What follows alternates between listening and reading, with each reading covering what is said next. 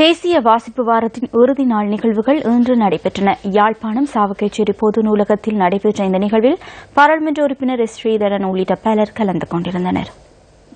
தேசிய கூட்டமைப்பு என்பது கூட ஒரு பலமான சக்தியாக இருக்கிற பொழுதுதான், நாங்கள் மக்கள் தந்த ஆணையோடு பயணிக்கிற பொழுதுதான் எங்களை தேடி ஏனையவர்களும் எங்களுடைய பிரச்சனை பற்றி பேசுகிறார்கள். உலகத்திலே எல்லா நாடுகளுக்கும் இந்த இலங்கை பற்றிய தேவை இருக்கிறது. அது சீனா, அமெரிக்கா, இந்தியா போன்ற நாடுகளுடைய அதிகார போட்டிகளுக்குள், தேடல் போட்டிகளுக்குள் இலங்கை பற்றிய தேடல், இலங்கை பற்றிய ஆய்வு, இலங்கை பற்றிய யார் பக்கம் இலங்கையை வைத்திருத்தல் என்பது பற்றிய விடயங்கள் மிக அதிகமாகவே அவர்களிடம் இருக்கும். நாங்களும் எவ்வளவோ இன்னல்களையும் துன்பங்களையும் சந்தித்தவர்கள், வரலாற்று ரீதியாக நாங்கள் பல துயரங்களோடு நடந்து வந்தவர்கள், ஏகப்பட்ட வலிகளை சுமந்தவர்கள். ஒரு நீடித்து நிலைக்கக்கூடிய ஒரு கௌரவமான வாழ்வை எட்டி பிடிப்பதற்கான முயற்சிகளை நாங்கள் மேற்கொள்ளுகின்ற பொழுதுதான் எங்களிடம் சில மனச்சஞ்சலங்கள் அல்லது குழப்பங்கள் ஏற்பட பார்க்கின்றன.